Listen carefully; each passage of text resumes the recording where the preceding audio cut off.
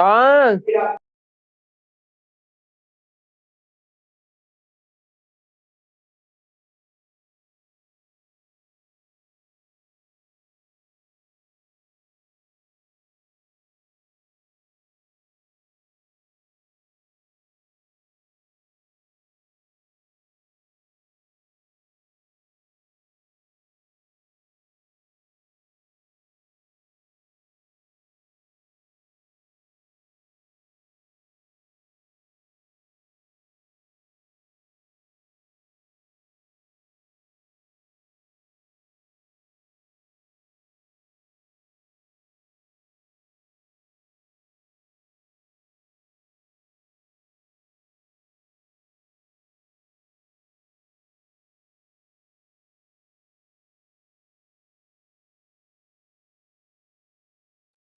Am I audible to all of you guys? Yes or no?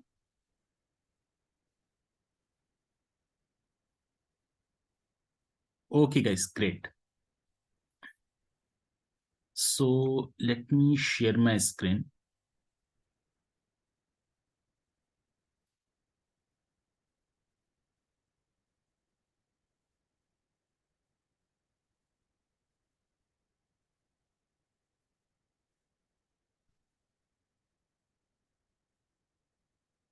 Uh, is my screen is visible to all of you guys?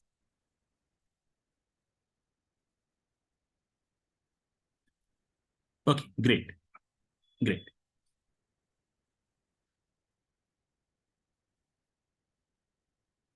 Yes.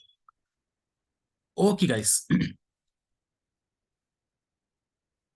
So today we are going to see one very important and very interesting topic, which is called as a natural language processing. In short, it is also called as a NLP, right?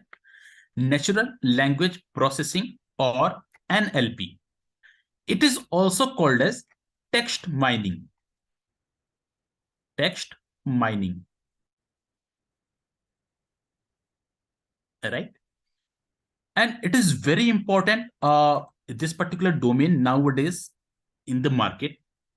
The reason being, whatever applications we are seeing in the market with respect to generative AI, most of the applications are built over the text data only. That means your input data is a text data rather than a numerical data. So yesterday we saw how to handle a numerical data using Python, right?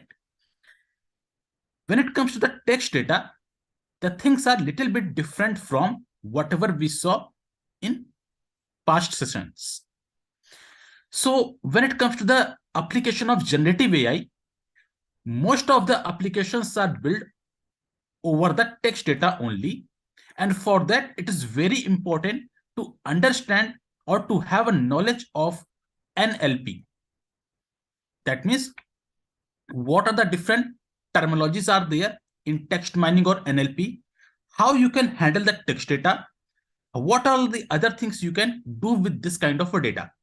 Then only you can understand the some advanced concepts related to generative AI, right? So in today's session, we'll be discussing NLP or text mining. It is also called as a natural language processing, right? Okay, so let's first understand what is this text mining, and then we'll see a couple of other aspects.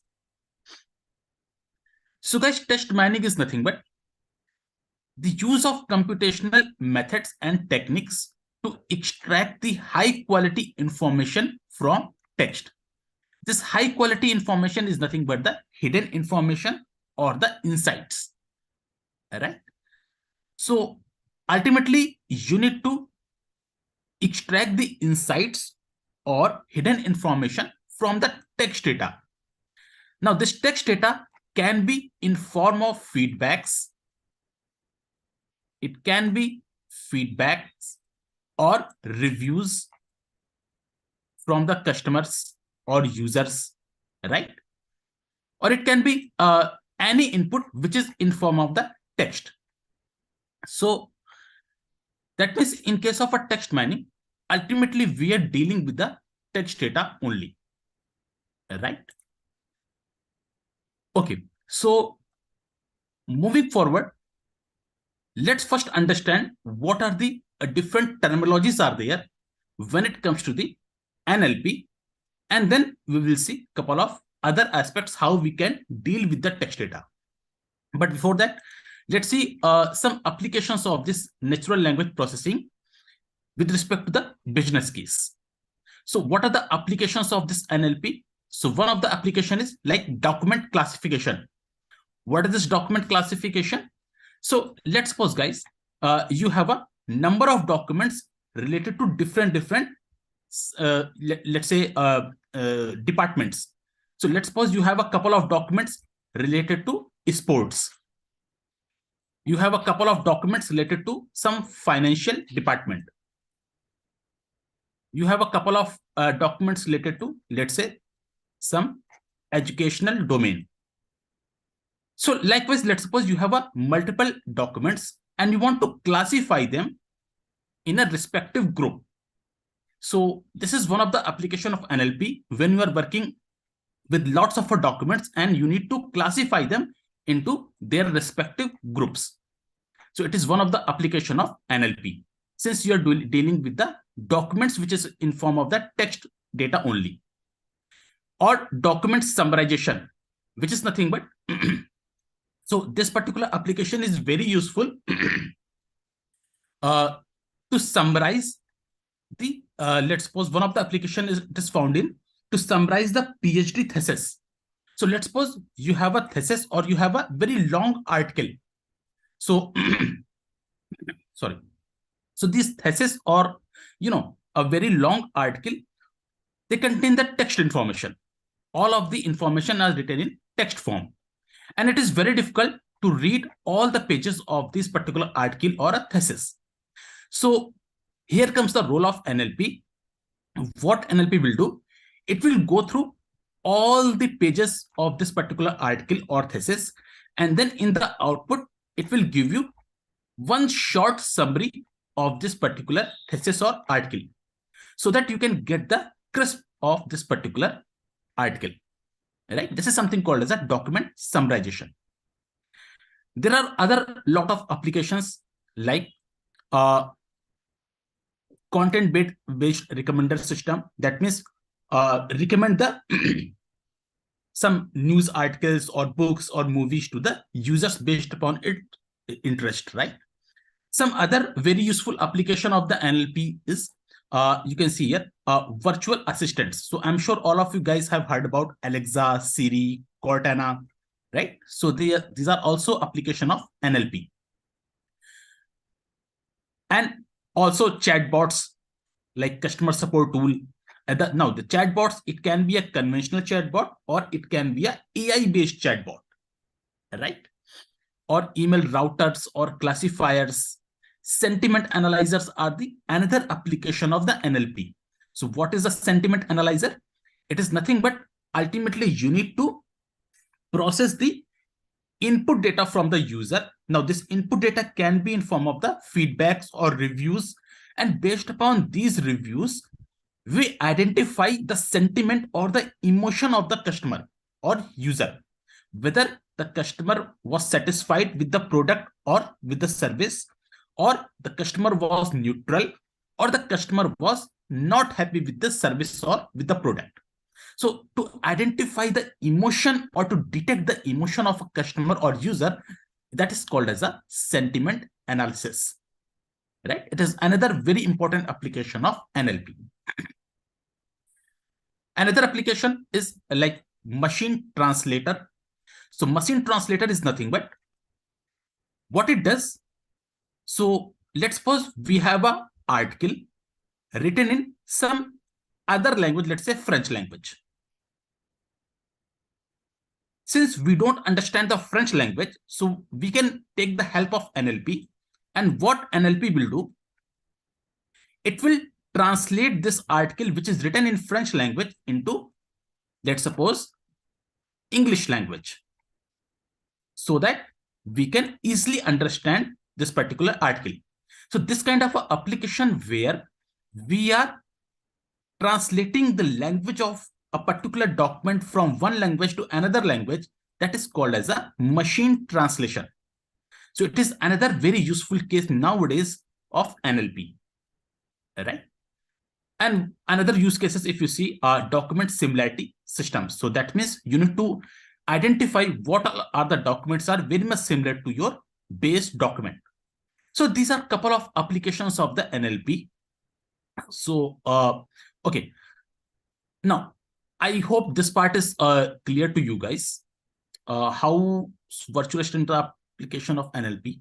Okay, so how the virtual assistants are application to the NLP.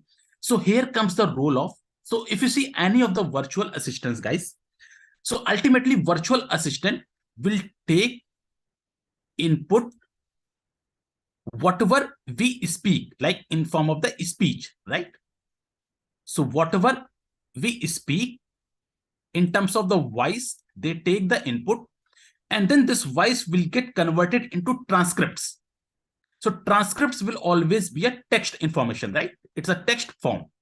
Now this text information will get processed by this particular system. It may be Alexa, Siri, or any other system. And based upon this processing, it will perform your task. So whatever task you have asked to this particular system, Alexa or Siri, or any virtual assistant system, it will understand this task based upon this transcript, and then it will perform that particular task, right? So these are the couple of applications of the NLP. Now, if you guys understood this part, let's see some terminologies which is very commonly used when we are processing the text information. So let me share this one. Okay. I hope this Python notebook is visible to you guys, right?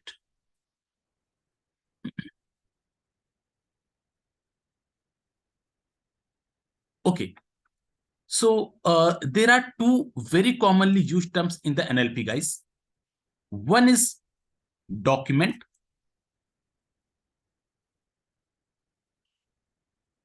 Another one is corpus, right? One is document. Another one is a corpus. So let's understand what is a document and what is a corpus. So as I told you, in case of a NLP, ultimately our input will be a text data only. So let's suppose, guys, for the time being, let's say I have this input data, and this is the data which I have. It's a reviews data where each and every customer, for each and every customer, I have some reviews based upon certain product, right? So you can see here, this is the review number 1, review number 2, review number 3, review number 4, and so on. So these are the reviews given by different customers based upon their product purchased, right? So this is my input data set.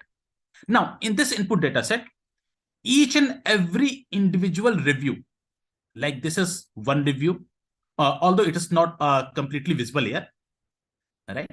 And this is the second review. This is the third review. So each and every individual review will be one document. Will be one document. That means the first review is a document 1. Second review is a second document. Third review is a third document, and so on. So in that way, if you see here, I have in total 40 reviews.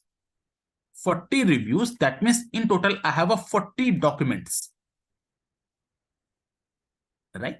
So each and every review or whatever feedback or whatever input information you have is called as a one document. And second thing is a corpus. So corpus is nothing but it is the collection of all the documents is one corpus. That means if you see in this data set, I have a 40 documents. So collection of all these 40 documents will be one corpus. So if I say in this particular corpus, I have a 40 documents, right? So this is the way we have these two terms, corpus and documents. Is that clear, guys? Any doubt with these two terms? Anyone?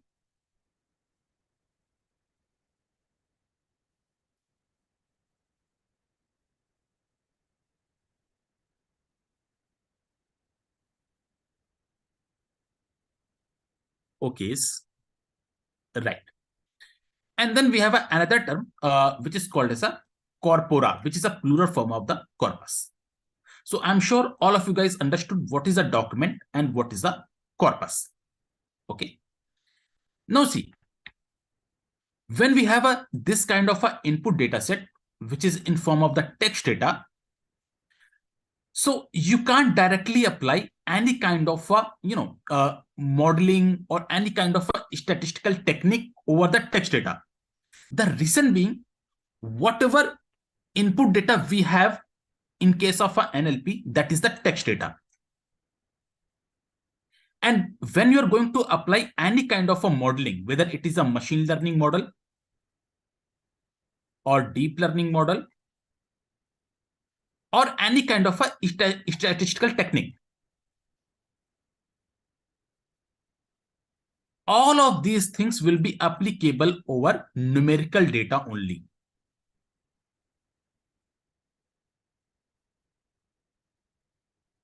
Over numerical data only. You cannot apply any kind of a statistical computation over the text data. For example, if I want to find out the minimum value, so I can't apply this minimum function or min function over the text data. That doesn't make any sense, right? So this is one hurdle I have. So if I want to apply any kind of a modeling or statistical technique, so definitely I need some kind of a numerical representation of this text data. This is one part. Second thing, sometimes we have some abnormalities present with this text data. What are the abnormalities with the text data? So abnormalities like, let's suppose you have a review where, let's say you have a website name, or let's suppose you have a, let's suppose at the rate or any kind of a punctuations like comma or semicolon or at the rate or exclamatory sign, these kind of a symbols or emojis, right? Or let's suppose you have some other like the words which are not contributing any relevant meaning or not useful. So if those kind of abnormalities are there, so first of all, you need to remove these kind of abnormalities from your data set. And this part is called as a text data cleaning. Text data cleaning. That means you need to clean your data set. It is also called as a text pre-processing.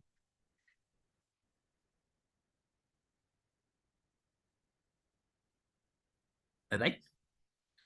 So before applying any kind of a statistical technique or modeling, first of all, you guys need to clean your text data so that whatever abnormalities will be there in your data, that will get removed, right? So when it comes to the text data pre-processing part, there are a couple of things which you should check and follow. So let's see what are different things you can perform over the text data as a part of the data pre-processing. And guys, whatever steps we are going to discuss as a part of text data pre-processing, these steps will only applicable over the text data, not over the numerical data, right? Ayushman, I haven't shared this particular Python notebook. So I will share this notebook after the session. Okay. Okay. So let's see, guys, what are the text data pre-processing part and what are the different things you can do with that. So there are a couple of steps, guys, which we need to check and perform. So first of all, we need to check whether there is any punctuations are there. Punctuations are nothing but the what you can say special characters, right? It may be colon, semi comma, exclamatory sign, dollar sign, any kind of a brackets or star, percentage, at the rate, these kind of things. So you need to remove these kind of punctuations, right? Second thing, you need to check whether there is any URL kind of a things present. If yes, then you need to remove those URLs. Third thing, what you can do, you can convert all of your text data into lowercase so that there won't be any difference between, let's say, capital A and small a, because both are same, right? So the best way to normalize your data is to convert into lowercase, right? And the third thing, which is very important, you need to remove the stop words. Now, what are the stop words? So stop words are the most commonly occurring words in a text which do not provide any valuable information. So there are certain words which are present in our text data which do not provide any kind of a valuable information. So those words are called as the stop words. So since they are not providing any kind of a relevant or valuable information, we need to remove those stop words. Now, the example for the stop words like, let's say, is, he, her, they,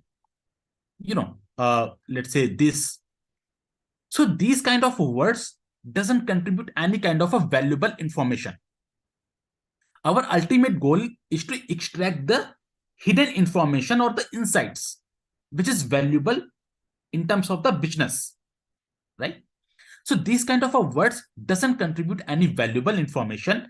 So we need to remove these stop words from our input text data. Is that clear, guys?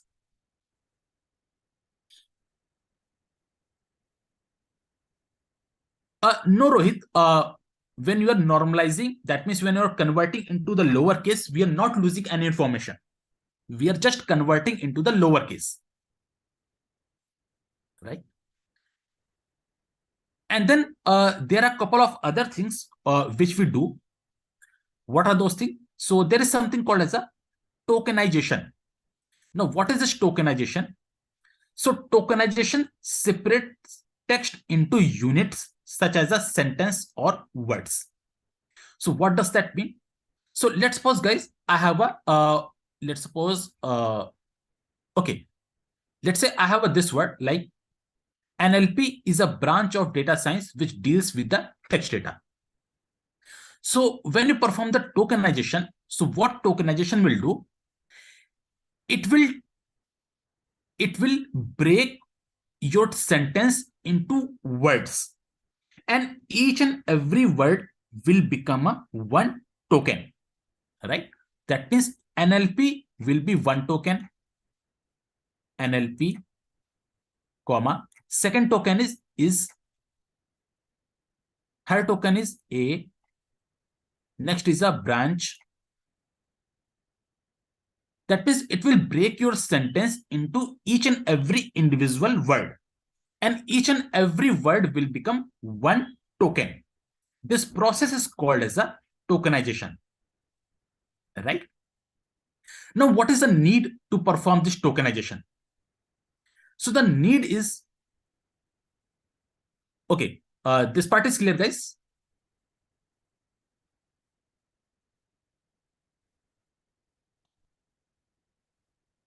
Guys, I guess study material will be there in your portal, right?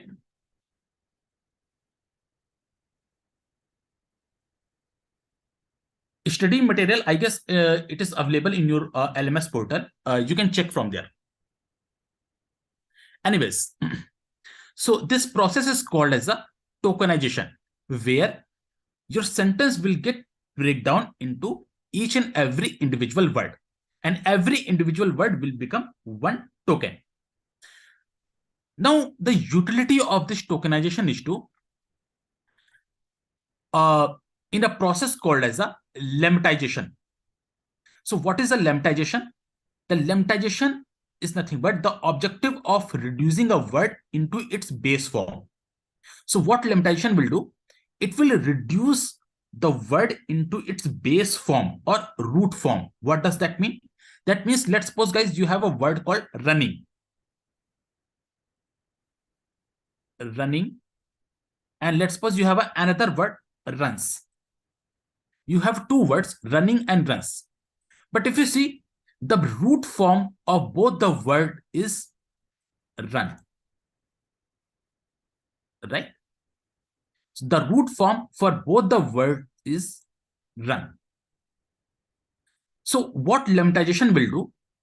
It will go through all the tokens and it will convert the word in its root form, right? Ultimately, the root form is important rather than its another form. So this is the process called as a lemmatization, right? And then we have another process which is called as the stemming.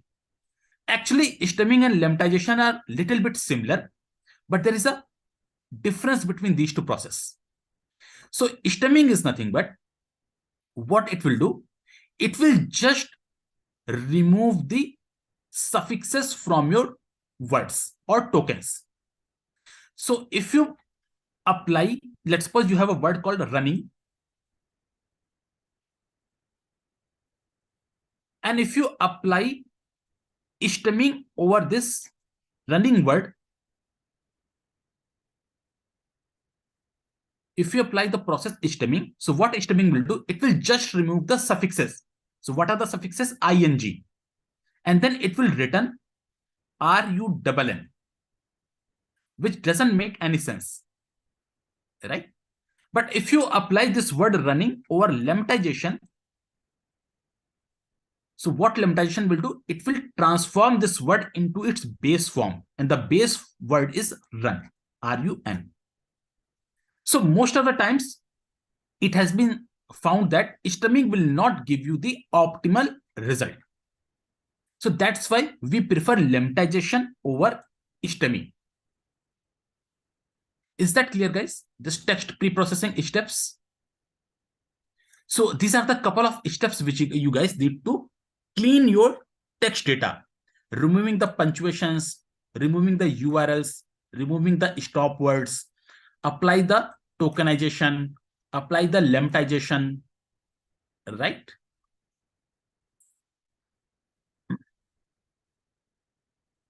Okay, why stemming exists then if lemmatization is better? So as I told you, sometimes it totally depends upon your input data, right? Sometimes it has been found that you only need to remove the suffixes. It totally depends upon the need and the input data. So then stemming will perform much better than lemmatization. But most of the cases, lemmatization is preferred over the stemming process, right? So up to this point, guys, any doubt or any queries, let me also check with YouTube, guys.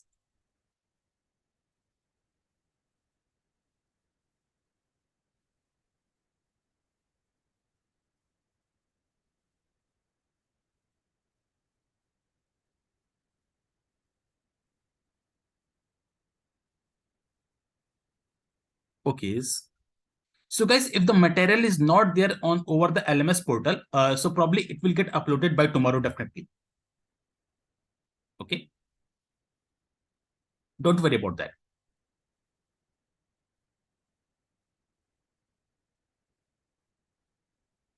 Okay. Great.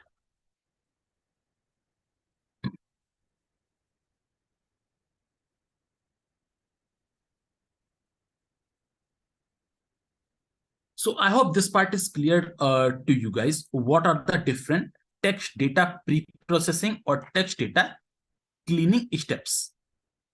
All right. So let me proceed with that part only. So this is what I have discussed with respect to the tokenization, right? So it will break down your sentence into chunks, which are called as a tokens. And they are nothing but the each and every individual word. You can also perform tokenization on a character level. That means you can also break the word into characters or letters, right? But most of the times in general, we do the tokenization at word level. So if you see, if I have a sentence like the capital of China is Beijing. So if you perform the tokenization, what are the tokens you will get? The will be one token, capital another token, of another token, China another token, is another token, Beijing will be another token. So this process is called as a tokenization. And each and every individual word is called as a one token. Right?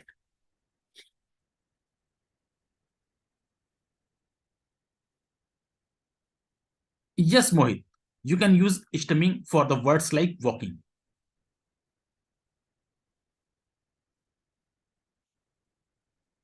Uh, Kola, you have a question like, does we have any limit on how much data to be processed?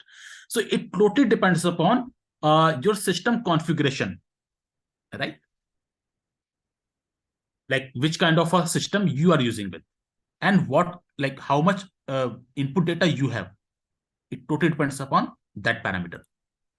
So if your system has a capability to store large amount of data, you can process that one. Okay. And then the stop words removal, I have already discussed this part. So the words which are not contributing any relevant information, right?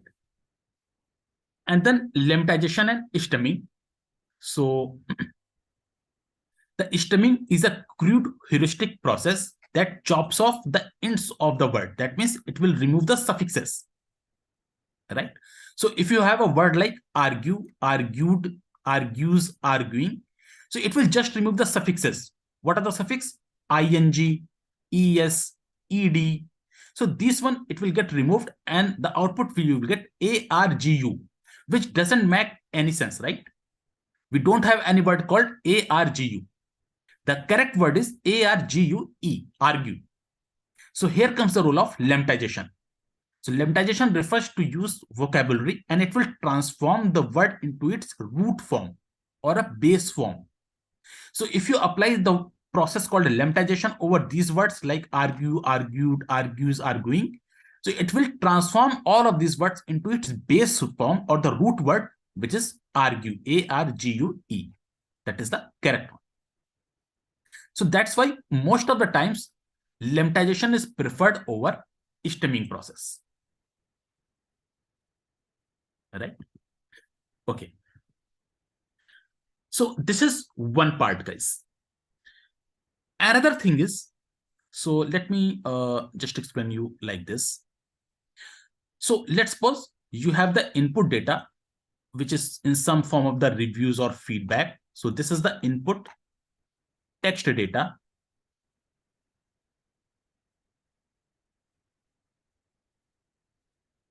And let's say I want to apply some kind of a statistical technique over this data.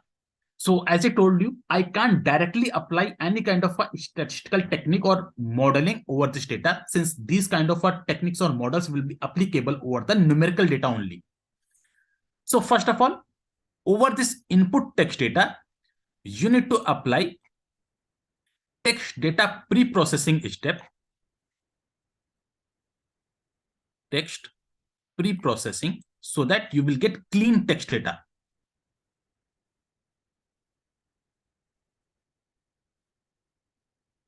Right? So after applying the text data pre-processing, what you will get? You will get the clean text data. Clean text data. Right? Now, once you get the clean text data, then if you want to apply any kind of a modeling, whether it is a ML modeling or deep learning modeling or AI based technique or statistical technique. So what you need to do, you need to convert this clean text data into its numerical representation, right? That means you need to transform this text data, which is a clean text data, into numerical equivalent. So here comes the role of okay. So let me write it like this. So we follow one of the process, and what this process will do, it will convert this clean text data into its, you can say, numerical equivalent. Numerical equivalent representation.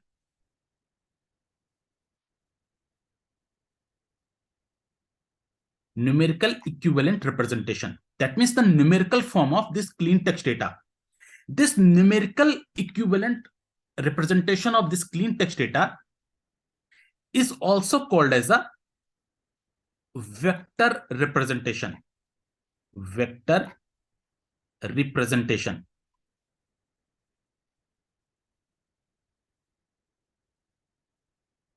And this process through which we transform this clean text data into its numerical form or a vector form is called as a vectorization. So this process is called as a vectorization.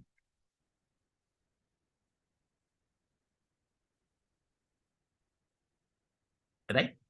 So what is a vectorization? It is a process which converts clean text data into its numerical equivalent or vector equivalent or representation.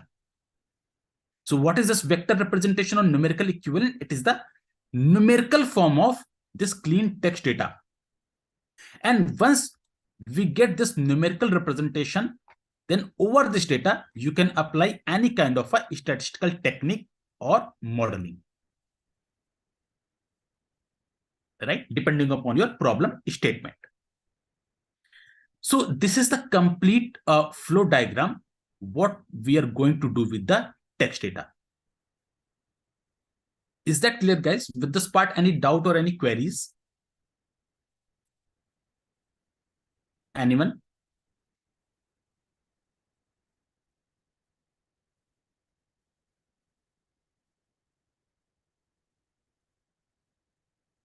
Let me also check with YouTube, guys.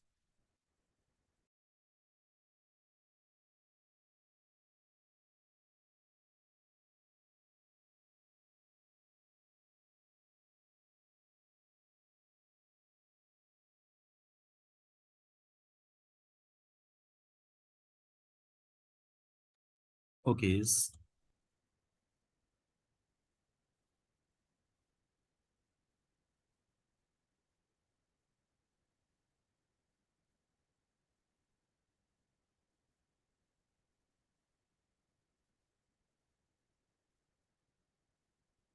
Okay, cool. Sir, from vector, we have model. Yes, you can say that. Like as I told you, it depends upon your problem statement. Once you get this vector representation, which is nothing but the numerical equivalent of this text data, over this numerical data, now you can apply any kind of a statistical technique or any kind of a modeling techniques, right? Since you have a numerical representation. So it totally depends upon your problem statement.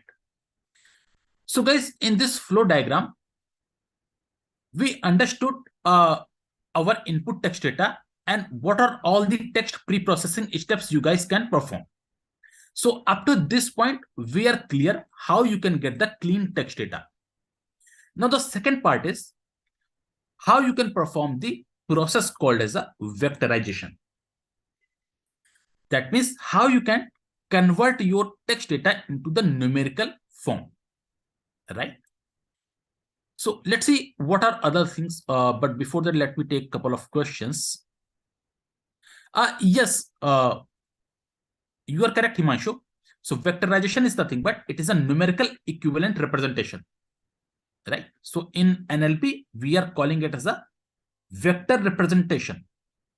Okay.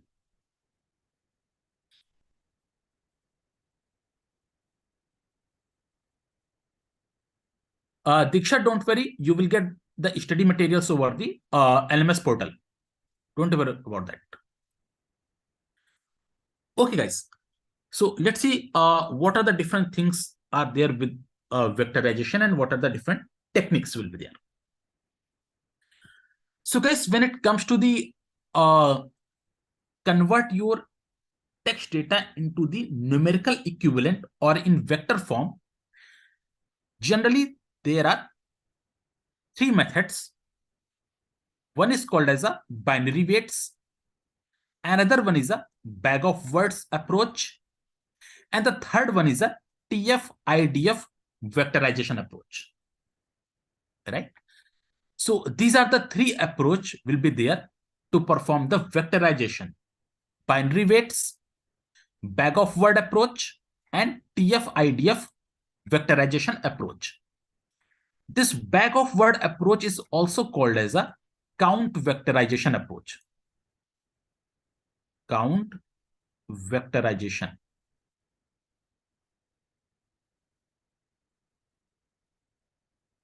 Right? So these are called as a, like, this bag of word approach is also called as a count vectorization approach. And guys, these three approaches, these are the machine learning based approaches, ML based approaches. These three approaches of vectorization, they are the machine learning based approaches. There is a deep learning based approach is also there, and that is called as a word embedding. Word embedding.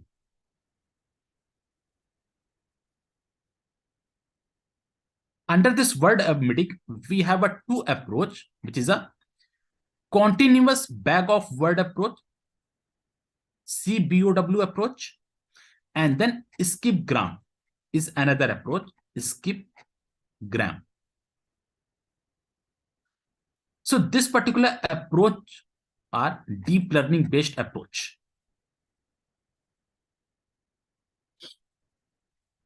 So these are the vectorization techniques or approaches will be there.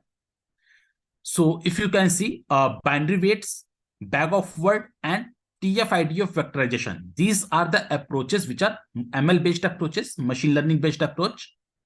We also have some advanced vectorization techniques, which is called as a word embedding. Under that, we have two approaches, continuous bag of word and skip gram. So these approaches are deep learning based approaches. So depending upon your input data, you can adopt any one of the approach. But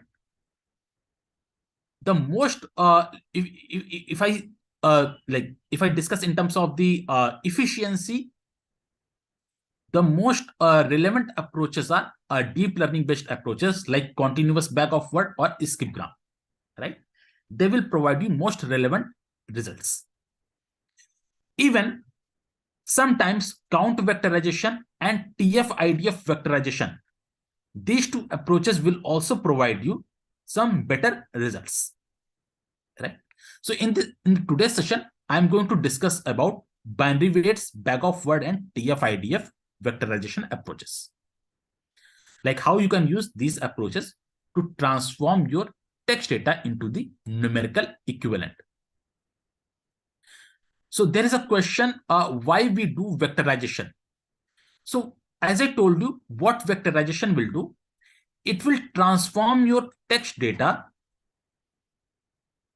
into numerical equivalent. That means numerical data, numerical representation of your text data.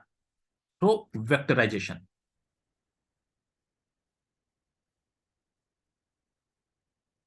right? And once you have this numerical representation of your text data, then you can apply any one of the statistical technique or modeling over this numerical data, which is the representation of your text data only. That's why there is a need to perform the vectorization. Okay.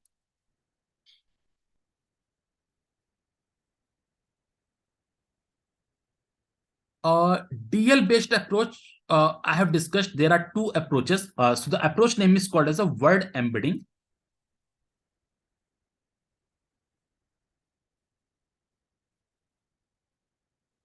And under that, we have a two approaches. One is a continuous bag of words. This is one approach. Second one was skipgram.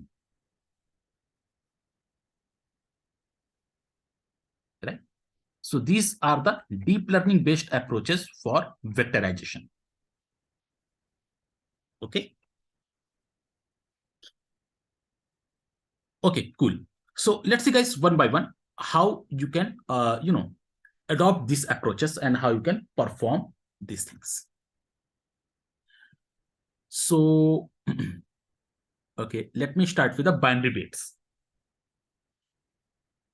So let's understand, guys, how binary weights approach will transform your text data into the numerical equivalent. Okay. So what this approach will do? Let's suppose, guys, you have three documents. This is the document 1. This is the document 2 and document 3. So what are these documents? The document 1 is text mining is to identify useful information. Document 2 is useful information is mined from text. And the document 3 is apple is delicious. So likewise, we have three documents.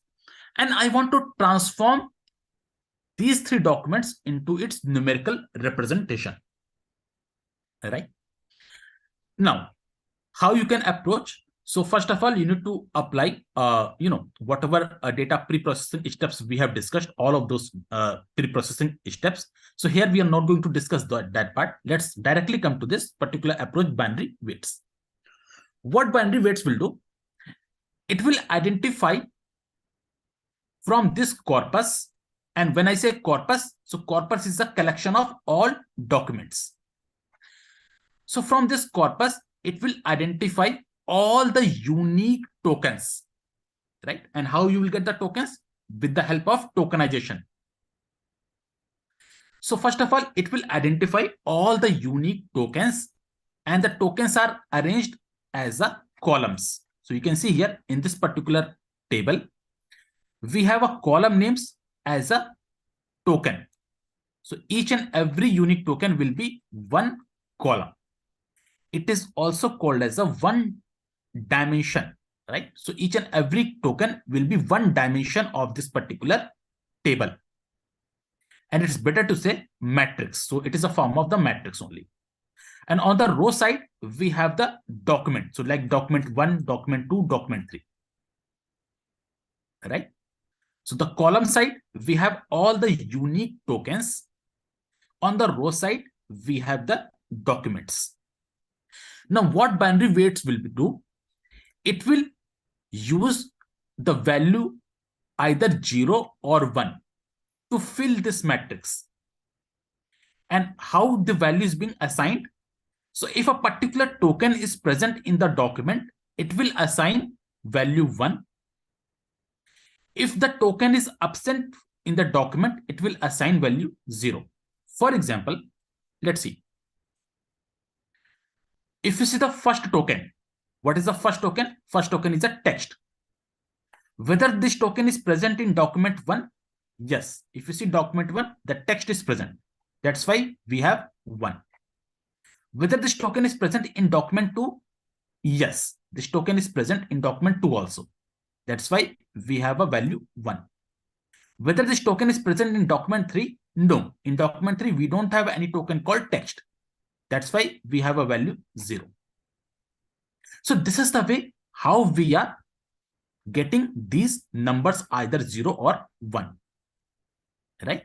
And this representation is called as a binary weight vectorization. Right? It's simply, if the token is present, the value will be 1. If the token is absent, the value will be 0. Is that clear, guys?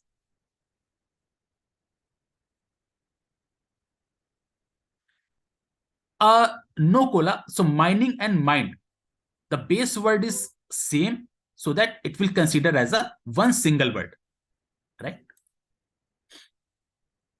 Since here the pre-processing is not applied, that's why you can see mining and mine, these two words, two different tokens. Even you can see is a stop word, right? It doesn't contribute any information. Since in this case the pre-processing is not applied, that's why you can see some abnormalities here. But it's just an example to show you how this binary weight approach works to transform your text information into the numerical representation. But when it comes to the real-time case, you need to apply the text data pre-processing, and then you need to apply these approaches. Okay? Yeah. So this is the first approach, binary weights. Let's see the second approach. Now, second approach is bag of word architecture or bag of word approach. It is also called as a count vectorizer. Count vectorization. Right? Now, what this approach will do, let's understand. Let's suppose, guys, I have these three documents. This is the document 1. We are reading about natural language processing here. Second document is natural language processing, making computer comprehend language data. And the third document is the field of natural language processing is evolving every day. So in that way, we have these three documents. That means it is one corpus. Now, the steps will be same. First of all, what this bag of word will do, it will identify unique tokens, right? It will identify unique tokens. Then it will create the same matrix-like structure where on the column side, you have the unique tokens. On the row side, you have each and every document, right? The structure will be same. So if you recall the binary weight, how the values are being assigned, whether the token is present or not. Based upon that, the value 1 or 0 will be assigned. But when it comes to the count vectorizer or bag of word, the value will be assigned based upon the frequency of token. Frequency of token. Right? That means if a particular token appears in a document 2 times, the value will be 2. If a particular token appears in a document, let's say 4 times, the value will be 4. So in that way, it will assign the values as a form of frequency of tokens. So let's see through an example. So let's suppose, guys, these are the unique tokens what we are getting from this particular corpus, right? What is the first token? Read, then natural, then language, then computers, and so on. And in total, we have 3 documents. This is the document 1. This is the document 2. And this is the document 3. So let's see this bag of word matrix output. So let me show you from document 2. If you see, we have a token called language. So what is the position of this token? 1, 2, and 3. The third token is language. For document 2, this particular token appears how many times? If you see, this is the first time the language token appears, and this is the second time this language token appears. That means this particular token appears 2 times in this document 2. That's why if you see, here we have a value 2 in document 2 matrix. So in document 2, for token language, we have the value 2. This 2 is the frequency of this particular token, right? So this is how this continuous bag of word approach will work.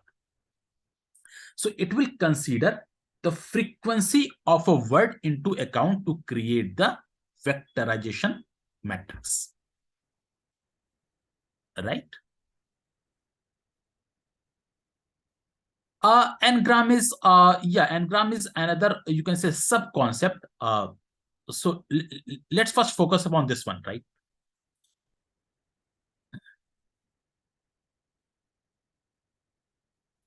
Okay. So I guess up to this point, everyone is clear. What is binary weights approach? What is bag of word approach? But guys, there is a one drawback with this bag of word approach, and the drawback is it will only consider the frequency of term into the consideration, but it will not consider how important the term is, whether this term or token is important, whether this particular token is important. So that importance is not taken care by this particular approach called count vectorizer or bag of word approach. It will only consider the frequency of a term.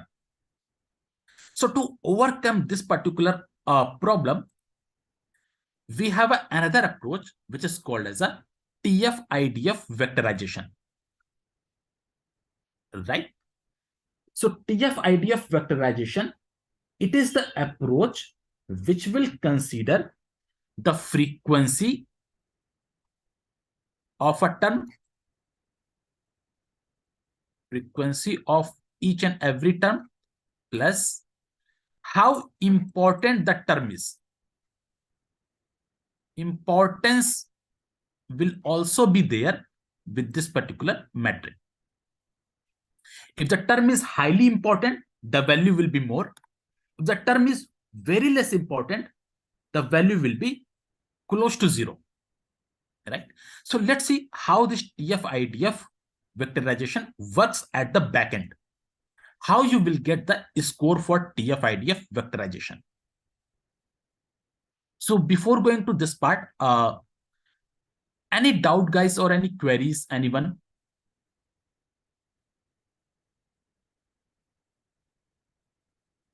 Ayushman, this is what I'm going to discuss, how the importance is being calculated. But before that, up to this point, any other doubt or any other queries, anyone?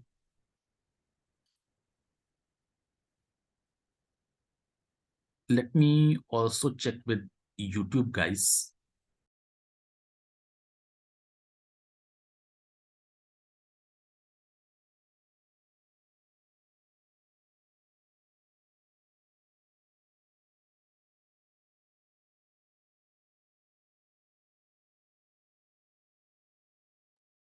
Saurabh, as I told you, mining and mined, the root word is same for both the words. Since it is just a raw example, there was no pre-processing is applied, right? It was just an simple raw example to show you the binary weights approach. But when it comes to the real-time case, so you need to apply the data pre-processing, right? Great. Okay, so YouTube channel name. So I guess uh, Amar has shared the YouTube link also for this particular channel. If not, Amar, please share the YouTube link in the chat box. It will be great.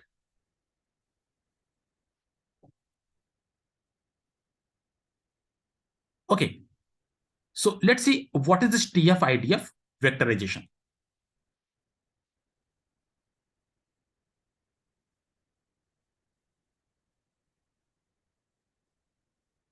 I hope my screen is visible and you guys can see this Python notebook, right?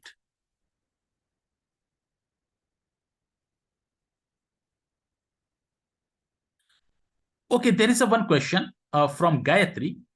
In bag of words approach, what does the zero means? As I told you, in bag of words, it always the values will always be the frequency. If the value is 0, that means that particular token is not at all present in the document, right? And if the token is present, then it will see the frequency of that token, whether the token appears only once or twice or 3 times or what. And based upon the frequency, it will update the matrix. Is that clear?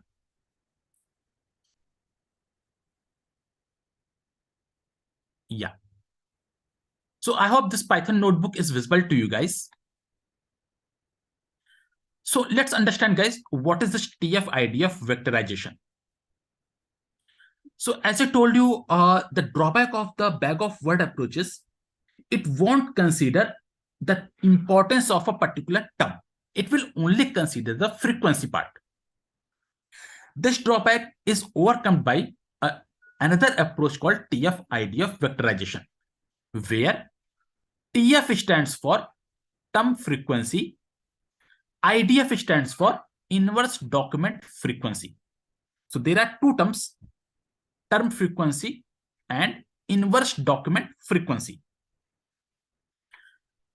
So, okay. So in TF-ID of vectorization, this first term TF, which is a term frequency, it will measure the frequency term of a particular term. That means frequency part. It will take care of the frequency part. And the second term, IDF, which is the inverse document frequency, which measures how important a particular term is. And final value of a particular token will be multiplication of these two scores, TF and IDF. Now, how these two terms is being calculated? So the first term, which is nothing but the term frequency, which is simply how we calculate the frequency of a particular term, right? So how we calculate the frequency? It is nothing but number of times a particular term T. Let's suppose we have a particular term T. The number of times this particular term T appears in a document divided by total number of terms in the document. So this is how you will get the term frequency. And I'm sure you guys understood how you can calculate a frequency of any particular term or any particular word in the document, right? So the number of times a particular word or term appears in the document divided by total number of terms. So this is first part, which is very simple, term frequency. And then we have a second part, which is called as a IDF, inverse document frequency. So there is a formula to calculate this particular score, inverse document frequency, and the formula is log of total number of documents divided by number of documents with the term T. This is a particular term T. So this term T can be any any of the token. So this is how this IDF score is being calculated. Log of total number of documents divided by number of documents with a particular term T. So in that way, you will get two scores. One is a TF, term frequency. Another one is a IDF, which is a inverse document frequency. And then you need to multiply these two scores to get the final TF-IDF score. And how would you judge whether the score, like whether the word is, how important the term is? So if the score is high, if you have a higher TF-IDF weight, that means the value, the more important that term is.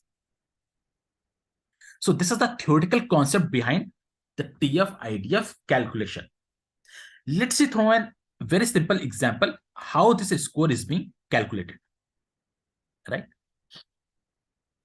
So let's suppose, guys, consider a document containing 100 words. And when I say the document, which is nothing but one single review or feedback, right?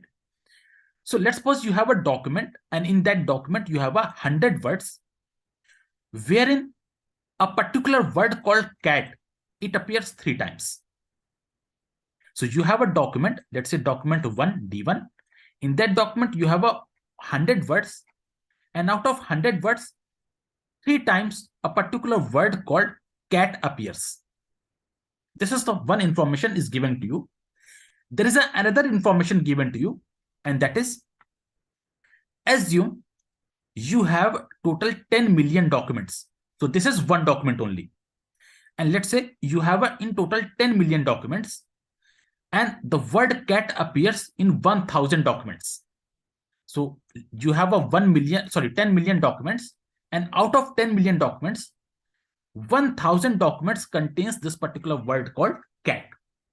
So these two information is given to you, and based upon this information, you need to calculate the TF-IDF score for a word called cat or a token called cat. Right? Let's see how it is being calculated. So first of all, you need to calculate the TF score, term frequency. And what is the formula for term frequency? Number of times a particular term T appears in the document. Here, in this case, what is a particular term? The particular term is cat. So the number of times the cat appears in a document. So it is given that the cat appears 3 times in a document.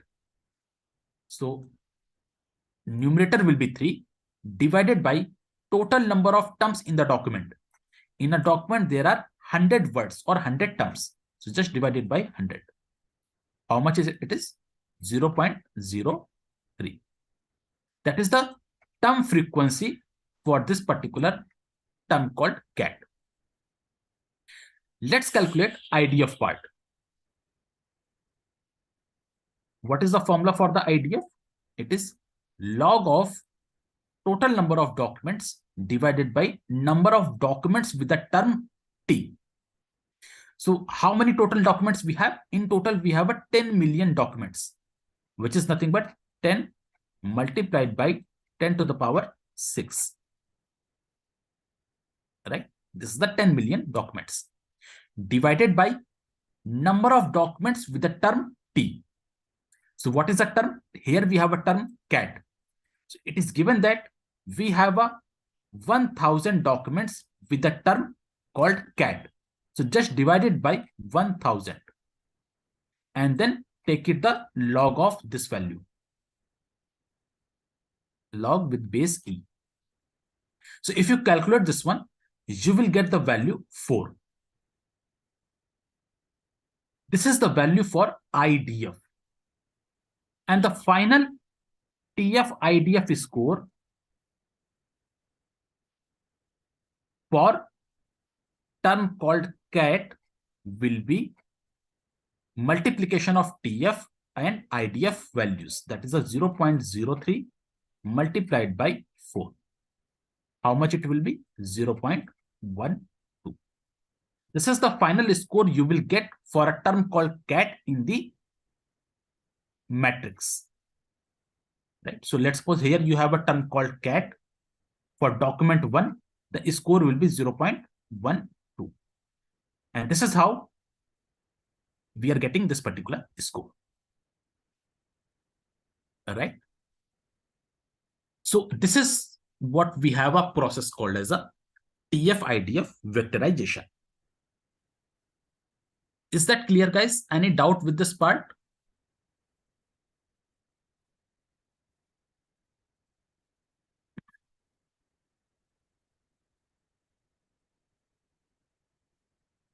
Any questions, guys? Anyone?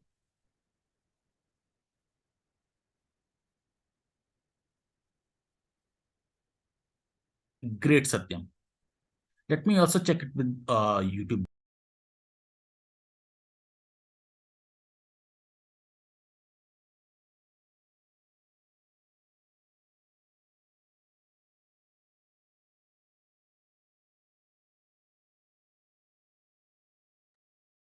Okay.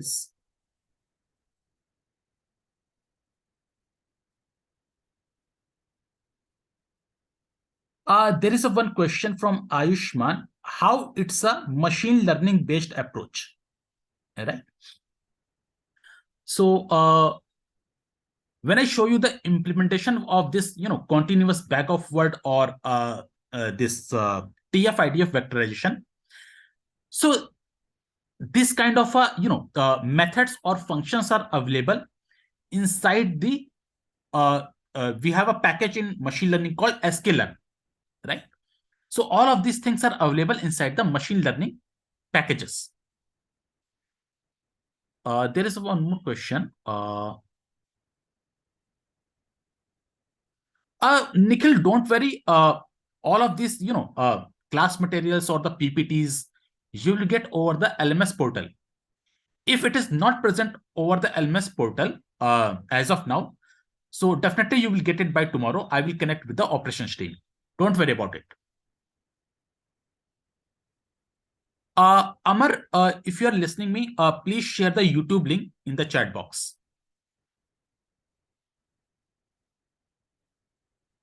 Disha, in the YouTube link, the same, the same lecture is live over the YouTube link. So you won't get anything extra over the YouTube. The same thing you will get over the YouTube.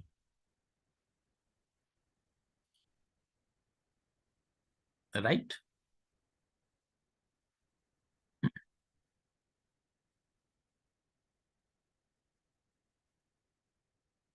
Okay.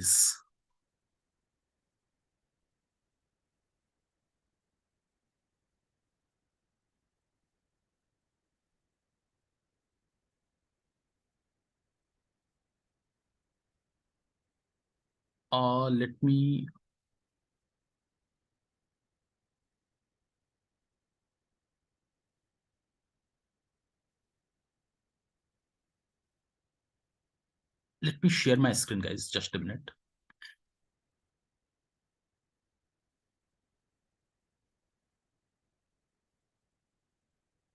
Okay, so this is what we have discussed, like how it is being calculated as a TF, IDF, and limitation for the bag of word approach. And let me also give you some background regarding the word embeddings.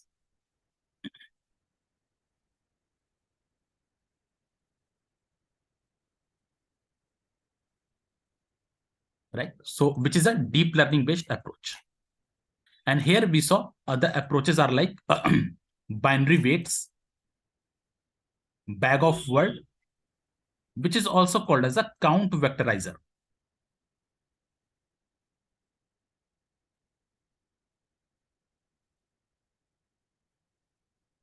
Or count vectorization, right? And then TF-IDF.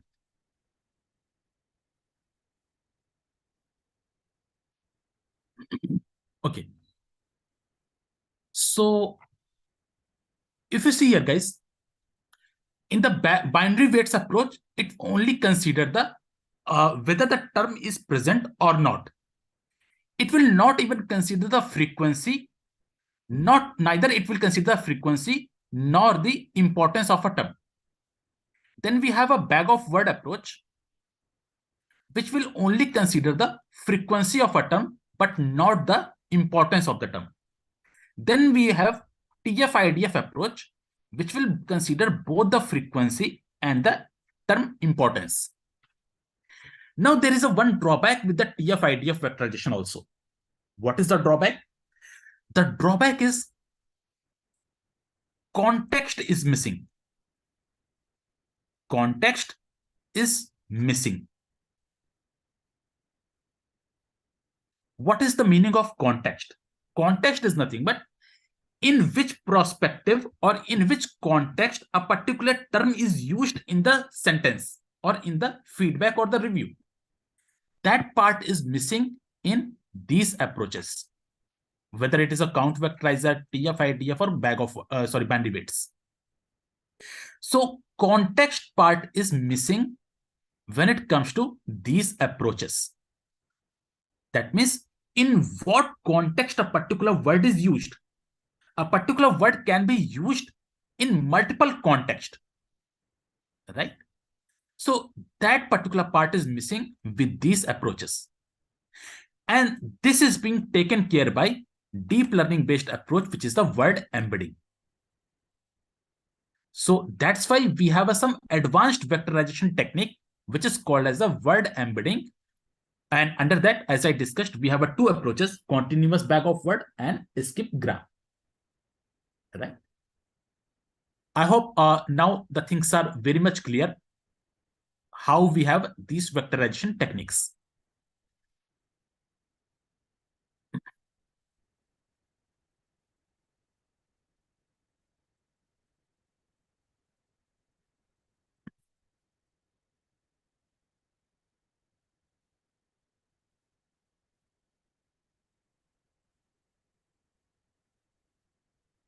Rahul, there is one question from Rahul. In the bag of word architecture, considering the first sentence we are reading, just a minute, let me show you. This is what you are asking about. So if you see, this is the complete sentence. This is one document, right? It's not up to the reading. The complete document is, we are reading about natural language processing here. This is one document. This is second document. This is third document, right? And it's not a 10. It's a 1 or 0. It's a 2. It's a 1. It's a 0. Don't read it like 10, right? So depending upon these tokens, we have these values in the form of the frequency.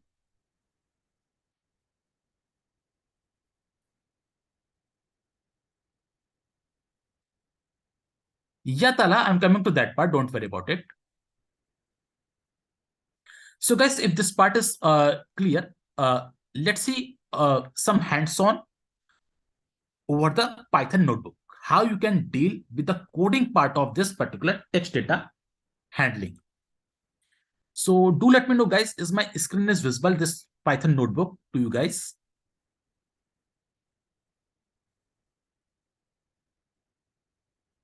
Okay, just a minute.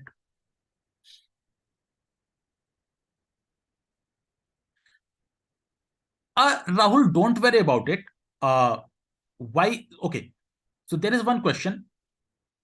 Why we are getting these 10 values in the array when we have only 8 words in the first document?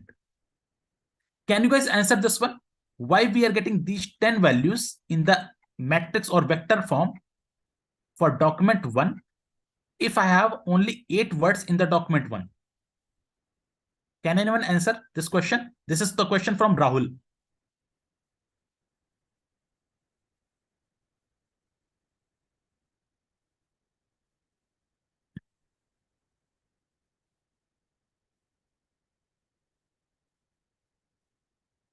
Yes, Gayatri. So, guys, if you recall the process, as I told you, how it will approach, first of all, it will take the all the unique tokens.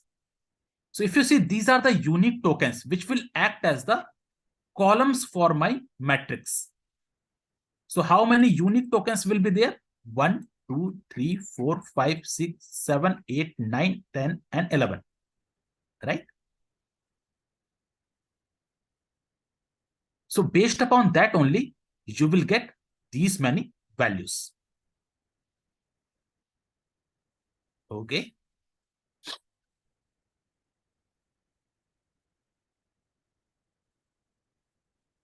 So that's why we are getting the 11 values in the array, because after processing, it will get the 11 tokens. So it is just an example. So based upon number of unique tokens from the corpus, not from a particular document. So based upon that, it will create the matrix. Right. Okay, so let's come back to the coding part. Okay, guys. So when it comes to the, handling the text data using the Python, so in Python, there are two most popularly used packages or libraries will be there, which are dedicated for the text data only. So one of the very popular library in the Python is NLTK, which stands for the Natural Language toolkit. Natural language toolkit. It is one of the library in Python which is only used for the text data handling, right? There is another library called Spacey. Spacey is another library which can also be used to handle the text data. So in this particular, you can opt any one of them. So in this particular session, we are going to see the ability of the NLTK library. Okay. And these libraries are not inbuilt in your notebook or in the Python environment. So you need to first of all install these libraries. So here I have written the like installation command, how you can install any of the library which is not available in your environment. So right now these are the comments. So you need to remove this hash sign and then run this code, right? And then if you're using the Spacey, you need to like install couple or download couple of other dependencies. Like this is one of the dependencies you need to download. So all of those dependencies I have written here. So you need to just remove the hash sign and run these line of codes. Okay. So there is one more library called word cloud. I will come to this particular point. What is this word cloud? And I will show you how you can utilize it. So for the time being, I have just imported the required packages from NumPy, Pandas, Spacey, and so on. And this is my text data, which is I'm reading it. So how to read or import that data into your Python environment or Jupyter Notebook environment. This is something we have already discussed in last class, right?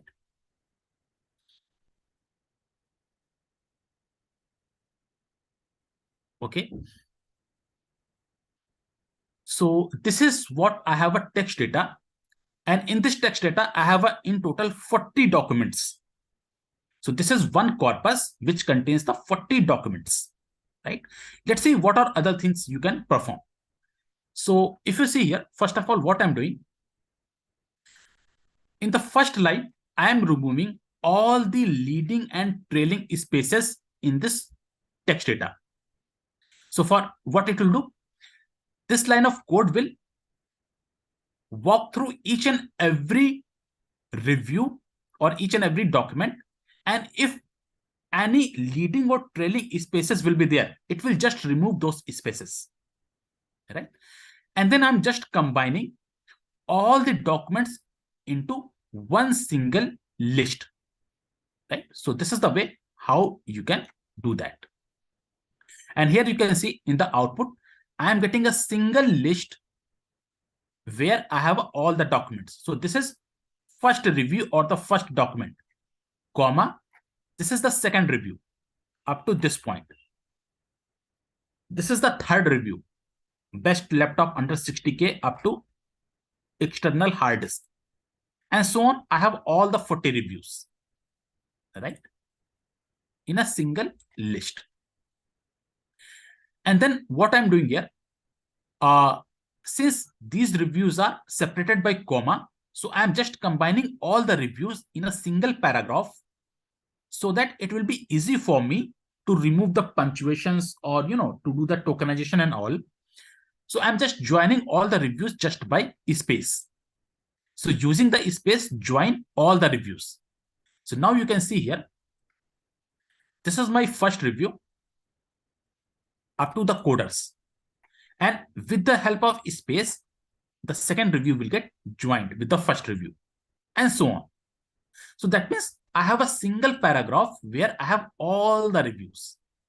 Now it will be very easy for me to remove the punctuations, to remove the stop words, to do the tokenization, stemming, and all of those things. Now, this is how I am removing the punctuation. So we have a function called translate. And under that, we have another function str.maketrans. What it will do, it will remove the punctuations from this text data. And this is not the only way. There are number of ways through which you can remove the punctuations. So this is one of the way how you can remove the punctuations, right? So if you see the input data before this applying this punctuation step, So what are the different punctuations are there, or some special characters will be there. So like this backward slash, or you can see this hyphen sign. You can see these explanatory signs, or you can see this backward slash, right? Or else what you can see, this backward slash, right? So all of these, this and this ampersand, another special character. So all of these punctuations will get removed after applying these functions called translate and make trans. So now you can see there won't be any backward slash, right? And probably it was like ampersand was here. So you can see here all the punctuations will get removed. Now, once you have removed all the punctuations, what we are going to do? We are going to perform the tokenization. So under the NLTK library, we have a module called tokenize. Within that module, we have a method called word tokenizer, right? Under the NLTK library, we have a module called tokenize. Within that module, we have a method called word tokenize. We are just importing this method from nltk.tokenize module. And after importing this word tokenizer, we are applying this word tokenizer to the output of the punctuation step. And what is the output of the punctuation step? We have saved this output into a variable called no punch text, right? So over this output, we are applying the word tokenizer. And here you can see my tokens. So I have just printed top 50 tokens. So that's why you can see top 50 tokens, not all the tokens. So it's is one token, amazing is another token, battery is another token, last is another token, and so on, right? So up to this point, we have just removed the punctuations and we have performed the tokenization, right?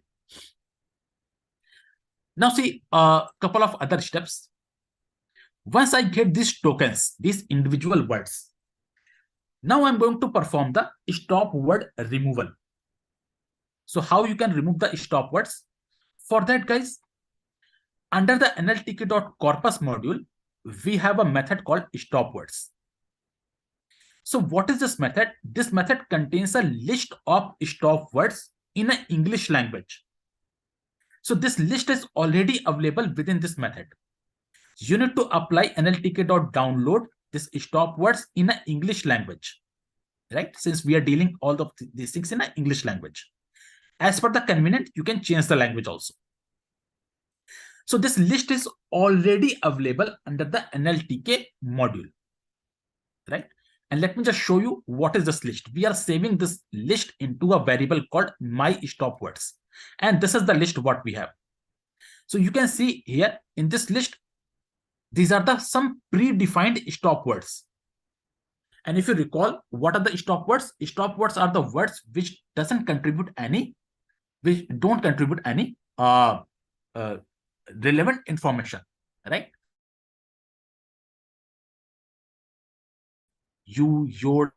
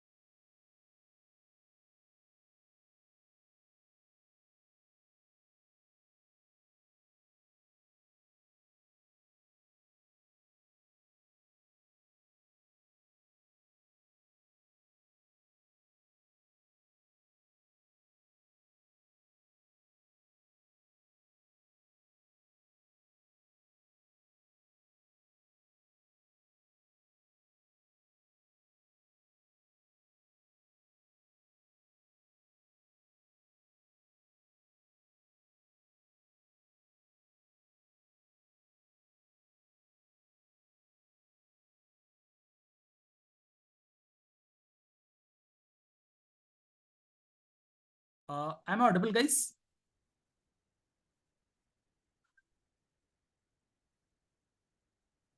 Okay. Sorry, there was some internet disruption. Let me share my screen. Okay, cool. So I hope my screen is visible to you guys. Right? Okay. So just a minute. Yeah. So guys, I have a this list of stop words, right?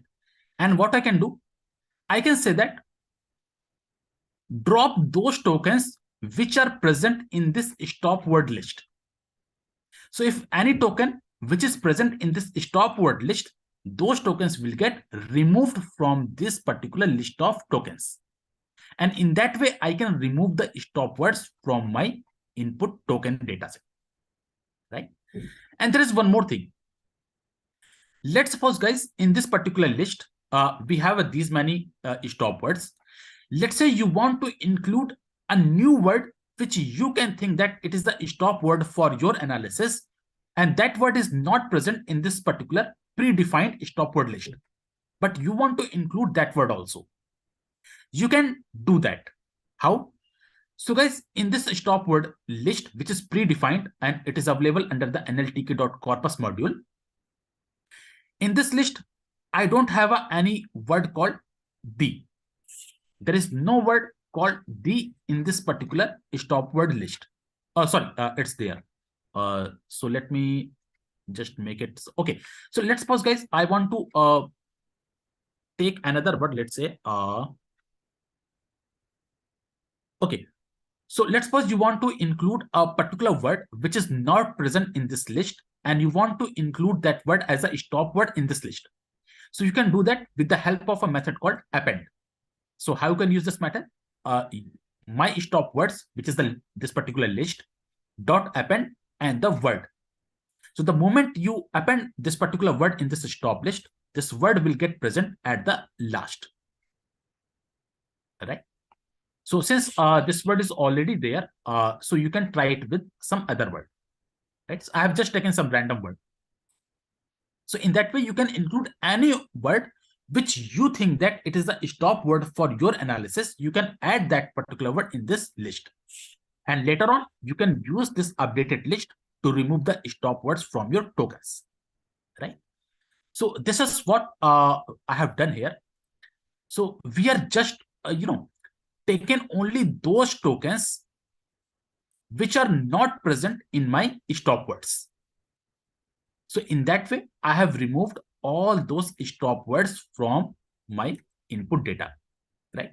And then once the stop words are removed, then you can convert this tokens or this, this each and every tokens into the lowercase. That means you can normalize the data set. You can also perform the stemming or lemmatization. So how you can perform the stemming? So under the NLTK, we have a module called stem. Under that, we have a stemmer called Porter stemmer. Right?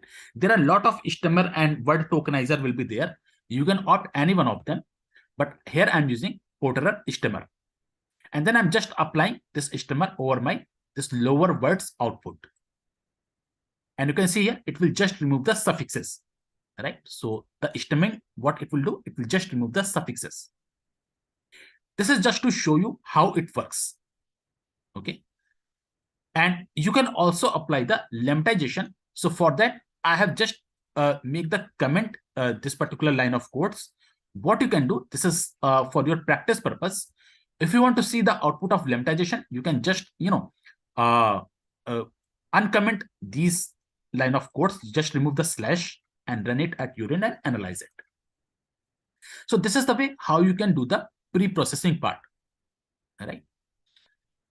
And let me tell you, this is not the only way. You can do all of these things, using other functions or other methods also.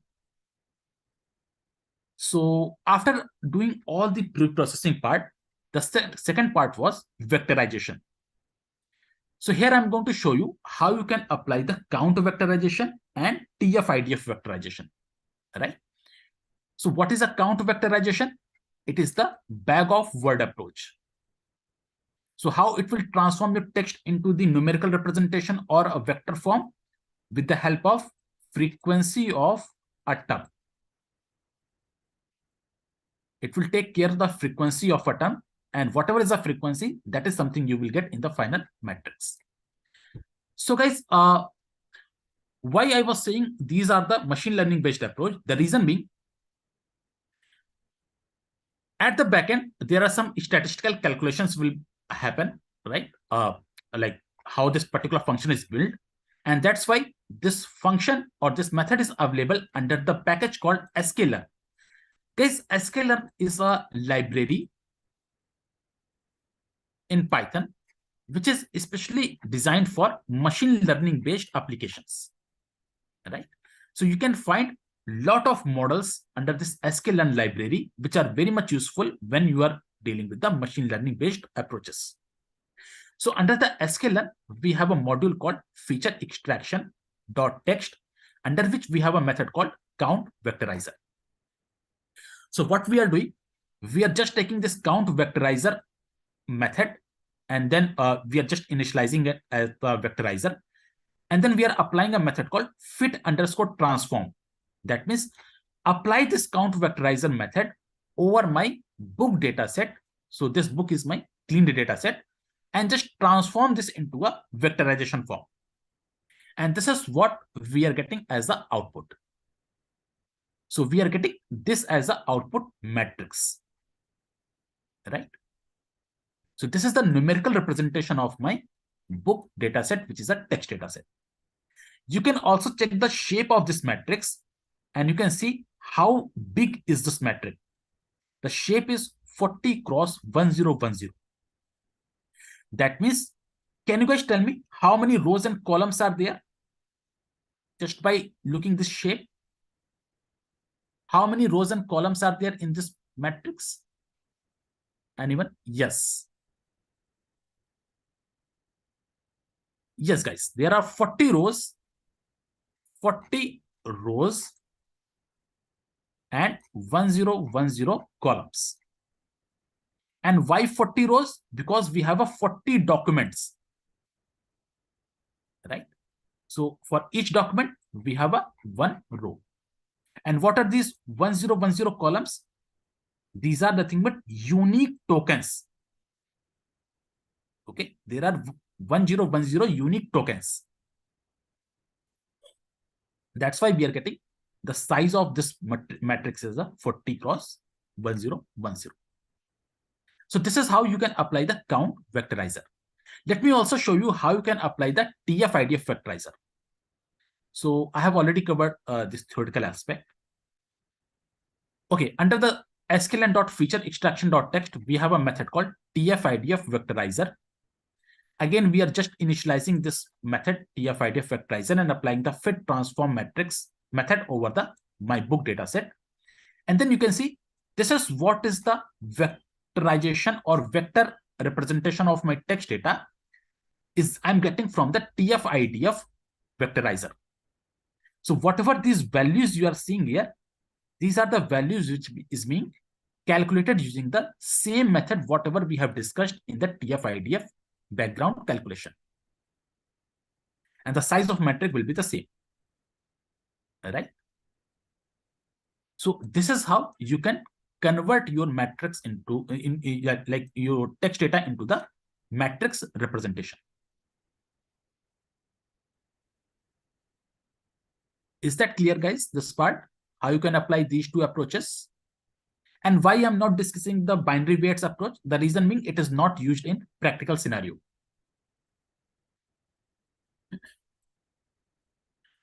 Okay. And if you guys recall, at the beginning of this particular hands-on, I have installed one more library, which was the word cloud. So it is very interesting library. What this will do, this word cloud will give you the output like this.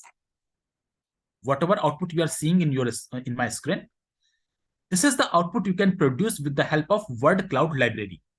Now, what is this output? Can anyone tell me, guys, what is this output?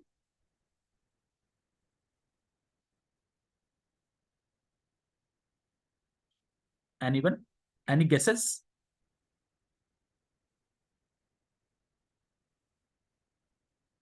Okay, not an issue. So guys, what word cloud will do, it will give you a visualization like this. This is the visualization of your text data, right? Let me show you. Word which appears more larger, image, frequency, size. Yes, Shibanshu, up to some extent you are correct. So guys, what word cloud will do, it will give you this kind of a visualization of your text data. So whatever text data you provide in a word cloud as an input, using that text data, it will give you this kind of a visualization.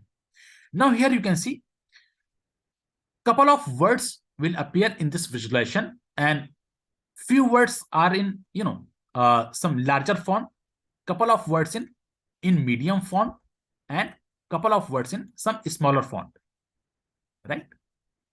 So this is based upon the frequency of a word. If a particular word appears more frequently, the size of that word will be more larger. In that way, it will prepare this particular visualization.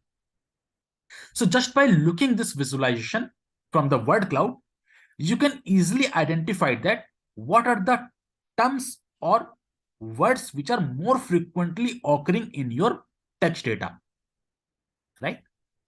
Let's suppose you are analyzing a particular article, or let's say a thesis, PhD thesis over some particular topic. And if you apply that particular thesis or article over the word cloud, it will give you the words which are most commonly used in the article or in the PhD thesis, right? So that you have a top view idea what is all about this thesis or article is, just by looking the most frequently occurring words. So this is what a word cloud is doing for you, right? So you need to just pass your input data, and then it will automatically remove the stop words, right? You can adjust the width and height of this particular visualization. Even you can control how many number of words will appear in this visualization. So that option is also there. So in that way, you can perform this word cloud visualization. You can also save this image into your local system, right? So this is what we have with respect to the NLP part. I'm sure you guys understood how to handle the text data. Right. Sumona, this visualization I got from the word cloud library. Okay. Don't worry, Kishan, I will share this notebook.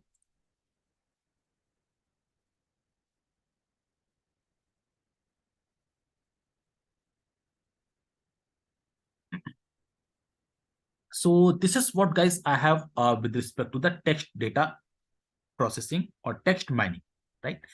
This concept is very much helpful when we are dealing with the generative AI based approach in upcoming sessions. Okay.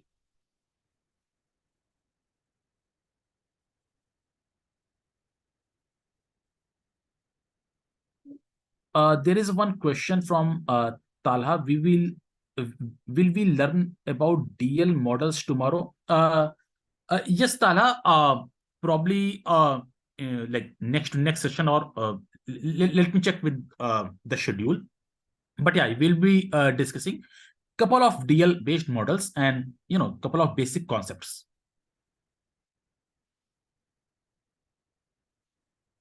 Don't worry, Hanshika.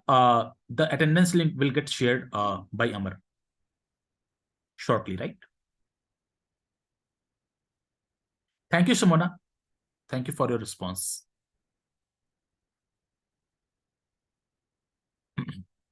Any other questions, guys? Anyone?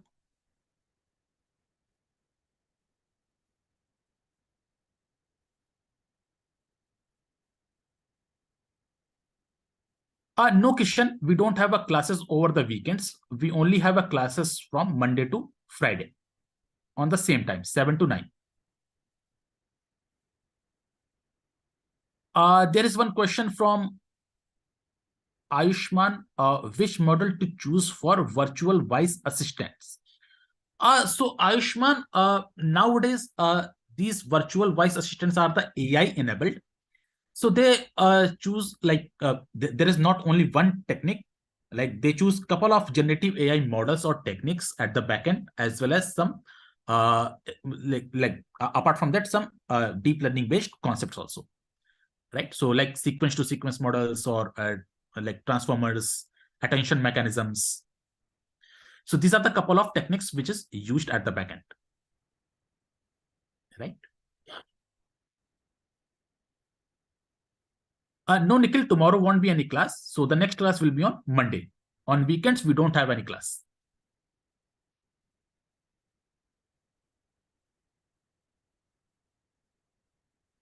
Amar, are you there?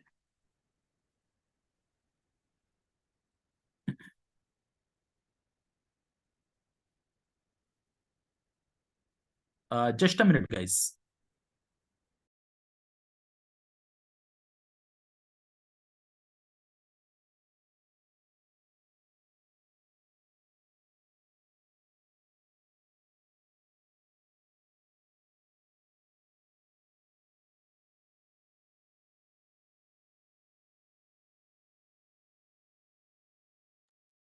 Guys, I already shared the attendance link.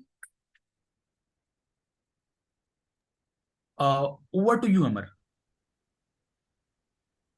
Yeah, I'm sharing the attendance link once again. Please mark your attendance and don't forget to share your feedback as well. There are a few questions over the YouTube. Sir, are we having classes tomorrow? No, there is no any classes on weekends. So our next class will be on Monday. Okay, so keep practicing and enjoy your weekend as well. Good evening, sir. My sister also registered with this generative AI certification program, but she didn't get any confirmation email from Xlr. But in the Google, while she used login to Xlr, she was able to access the portal, but she didn't get any Zoom link like join option. But it will redirect to YouTube. We should get the certificate. How can resolve this problem? To get the LMS access, drop an email to edl@xlr.com. And second thing is that yes, if the participant attending the session over to YouTube, yes, they can, but you have to mark your attendance as well. Okay. Please update the material. Gayatri, if I'm not wrong, I already checked that and material is there. Please go ahead and check over the LMS.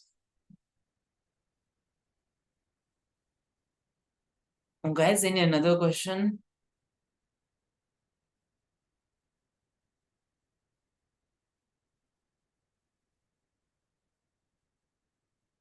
Yes, no, anything? Any question? Let me know. If there is no any question, just inform no. If we're done, then we wind up the session. Let's be interactive every time.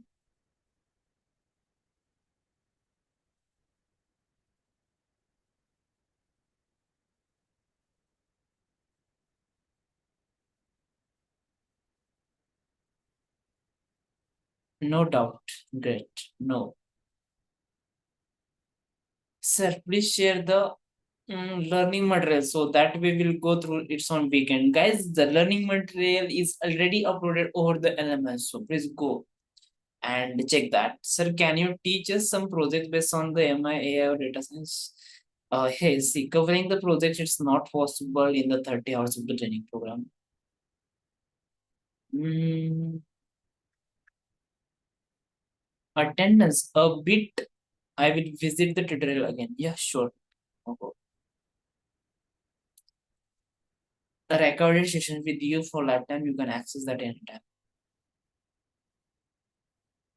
When will be the certificate will be awarded? Can you please tell? So after completion of the program, it will be done. So please wait for the same. We're done with the 3 days only.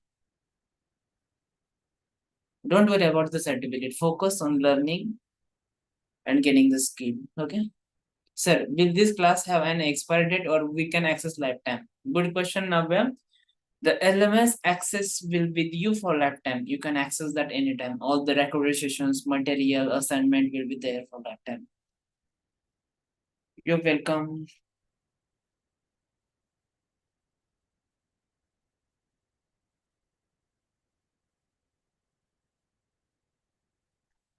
Sir, I missed to fill attendance yesterday. Will there be any possibility to fill my attendance for yesterday? But I attended the class. There is no any possibility because attendance link used to open between 8:30 to 9:30.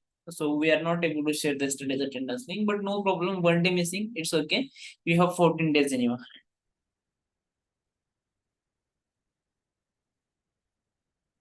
Sir, which company and on which role you have been working? Hitesh, do we need to write any assignment to get the certificate? There is a no any assignment. Assessment will be there. Happy weekend to you as well. Don't be like enjoy your weekend only. Keep practicing. Purna, what's your question? You send me the question mark, but the question is not there.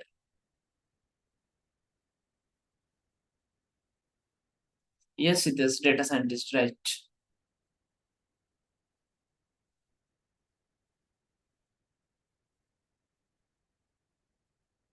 No question, sir. Thank you so much. Thank you so much, sir. Are we having classes tomorrow? Okay, I already answered that question.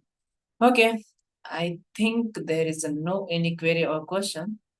So it's time to wind up the session.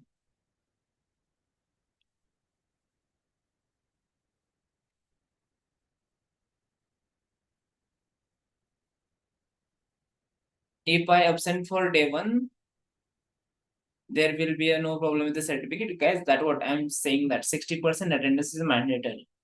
If you're missing day one, that's okay, but don't miss the attendance and don't miss the session as well. Because if any day you are going to miss the session, it will be a problem to sync, right? So don't forget.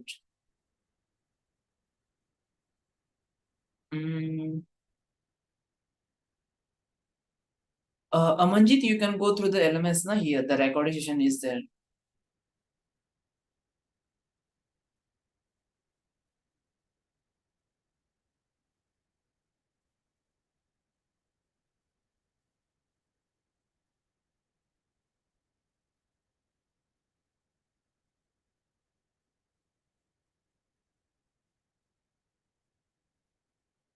You're welcome. Can we share a coding screen, sir, if we have doubts? You can share the screenshot na, in the chat box. No need of attendance if teaching is good, and it is. Thank you so much, Rohit. But see, you are gaining your skill. That's also okay. But to show somewhere to update over the LinkedIn certificate is also important. Yeah, I know that skill is the most priority, but the secondary thing certificate is also important. So don't forget.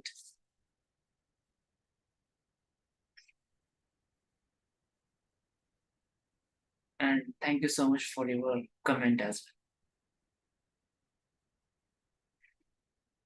Yeah, then thank you all, and we'll meet you on Monday.